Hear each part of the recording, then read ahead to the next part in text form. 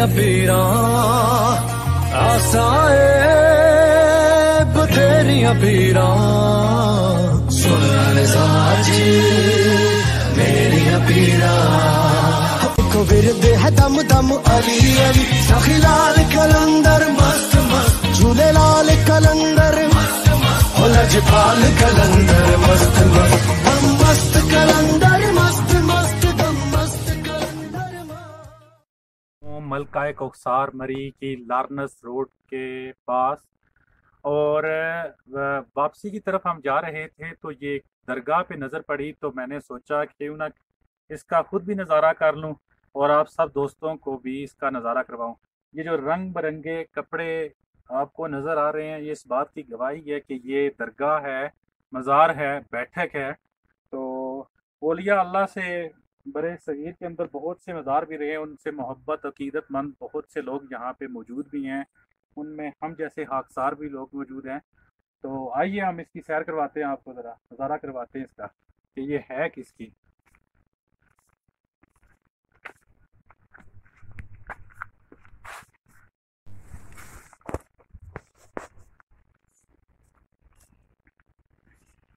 ये जी जाए चिल्ला है हजरत गुल बादशाह दरबारे आलिया खानसपुर अयूबिया।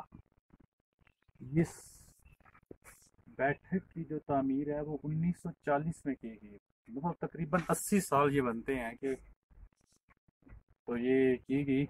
और ये जो रंग बिरंगे आपको नज़र आ रहे हैं, ये जो कपड़े यहाँ पे लटके हुए हैं, तो इसका मतलब है कि यहाँ पे मन्नत मानी जाती है और मुख्तलिफ मन्नत के लिए मुख्तलिफ कपड़ा इस्तेमाल होता है। मेरे ख्याल में तो कुछ ऐसे ही है।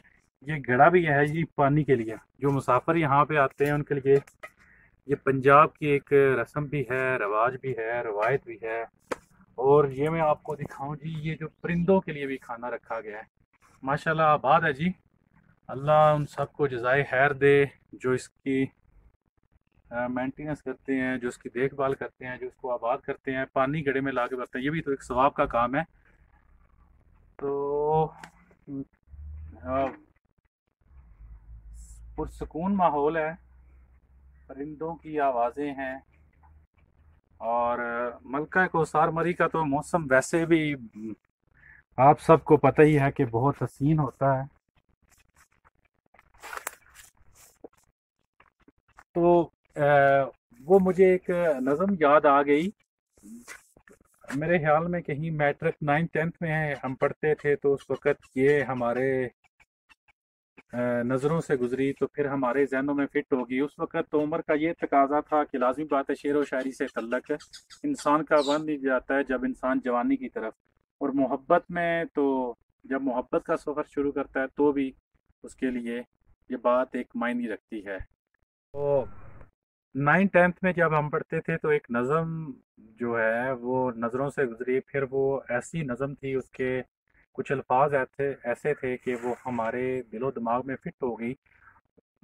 आज अच्छा खासा टाइम गुजर चुका है लेकिन वो आज भी वो नज़म हमारे दिल के दरीचे में भी मौजूद है और उसकी आवाज़ कहीं ना कहीं आती है। तो इन रंग बिरंगे वो कपड़ों को देखते हुए तो मुझे वो याद आ गया कि शायर कहता है कि जब तुम शाम विदा का आखिरी मंजर, जब तुम शाम विदा का आखिरी मंजर मेरी आंखों को सौंप कर दूर जा चुकी, जब तुम शाम विदा का आखिरी मंजर मेरी आंखों को सौंप कर दूर जा चुकी, तो मैंने देखा कि मेरे कुर्ते के दामन पर, मैंने देखा कि मेरे कुर्ते के दामन पर तुम्हारी जुल्फों का एक रेशमीन सा बाल रह गया है।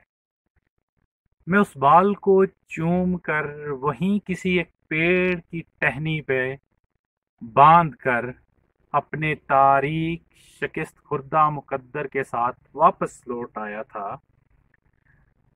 अब सुना है अब सुना है कि लोग उस पेड़ की टहनियों पे अब सुना है कि लोग उस पेड़ की टहनियों पे स्याह धागे से बांध कर जाने वालों की वापसी की मन्नत मांगते हैं। अब सुना है कि लोग उस पेड़ की टहनियों पे स्याह धागे से बांधकर जाने वालों की वापसी की मन्नत मांगते हैं। तो बात यह है कि ये भी मुझे कोई मन्नतों का कारनामा या कुछ ऐसी है कि जानने वाले चले गए या उनको छोड़ गए, कुछ भी हो सकता है। या हो सकता है इनमें से कोई ऐसा कपड़ा भी हो जो किसी ने अपने महबूब के लिए बांधा हो, उसको छोड़ के चला गया हो, तो उसकी वापसी की उम्मीद, अगर वो सुन रहा है, कोई ऐसा चक्कर हुआ है, तो मोहब्बत में तो साथ रहना शर्त होती है। और ये जो मोहब्बत के असूल कायदे होते हैं, ये रियाजी के असूलों से मुख्तलिफ होते हैं कि रियाजी में दो में से एक निकालो तो एक बचता है, लेकिन मोहब्बत में दो में से एक निकालो तो सिफर बचता है। तो बस मेरा पैगाम है मोहब्बत, इस बात से मैं आपसे इजाज़त चाहूँगा। अल्लाह हाफिज़।